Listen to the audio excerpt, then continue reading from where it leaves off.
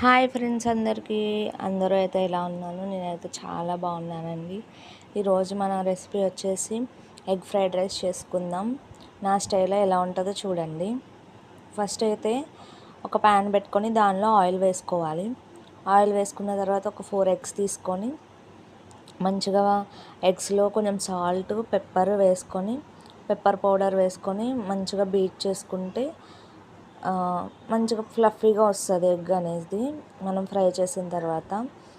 అది యాడ్ చేసుకొని ప్యాన్లో మంచిగా ఫ్రై చేసుకున్నాక దాన్ని తీసుకొని పక్కన ప్లేట్లోకి తీసేసేయాలి. తర్వాత మళ్ళీ కొంచెం ఆయిల్ యాడ్ చేసి ఆయిల్ కొంచెం హీట్ అయిన తర్వాత మనం ముందుగానే ఆనియన్స్, ఇంకా పచ్చిమిర్చి, క్యారెట్, ఇంకా బీన్స్ అవన్నీ సన్నగా కట్ చేసి పెట్టుకోవాలి. ఫస్ట్ అయితే ఆనియన్స్ వేసుకోవాలి, తర్వాత మిర్చి వేసుకోవాలి, తర్వాత క్యారెట్, తర్వాత బీన్స్, నెక్స్ట్ ఏమో ఇంకా క్యాప్సికమ్ కూడా వేసుకొని మంచిగా ఫ్రై చేసుకోవాలి. ఫ్రై చేసుకున్నాక కొంచెం లైట్ ఆనియన్ ట్రాన్స్పరెంట్ అయ్యే కలర్లో వచ్చేంత వరకు మనం మంచిగా ఫ్రై చేసుకోవాలి. చేసుకున్న తర్వాత కొంచెం అల్లం వెల్లుల్లి పేస్ట్ వేసుకోవాలి. ఆ అల్లం వెల్లుల్లి పేస్ట్ కూడా మంచి స్మెల్ వచ్చేంత వరకు ఫ్రై చేసుకోవాలి. కొంచెం తర్వాత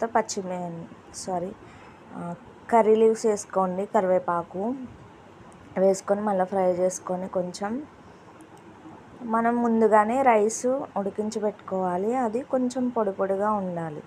కొంచెం పొడి పొడిగా ఉంటే బాగుంటుంది ఫ్రైడ్ రైస్కి. ఆ ఉడికించిన రైస్ వేసుకోవాలి. మనం ముందుగానే ఎగ్ ఫ్రై చేసుకొని పెట్టుకున్నాం కదా, ఆ ఎగ్ కూడా యాడ్ చేసుకోవాలి దీనిలోనే. చేసుకున్న తర్వాత కొంచెం కారం, కొంచెం పసుపు, కొంచెం సాల్ట్ వేసుకొని మంచిగా మిక్స్ చేయాలి. మిక్స్ చేసిన తర్వాత టేస్ట్ చూడండి. టేస్ట్ చేసిన తర్వాత కొంచెం ఏమైనా సాల్ట్ అది సరిపోకపోతే అడ్జస్ట్ చేసుకోండి. నాకైతే అన్నీ సరిపోయినాయి. తర్వాత కొంచెం మీ దగ్గర కొత్తిమీర ఉంటే వేసుకోండి. నా దగ్గర అయితే లేదు కాబట్టి నేను దాన్ని స్కిప్ చేసేసాను. టేస్ట్ అయితే సూపర్ వచ్చింది. మీరు కూడా ట్రై చేయండి.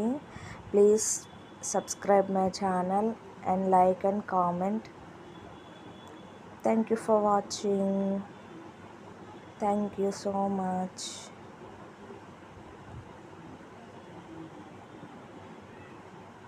Bye bye.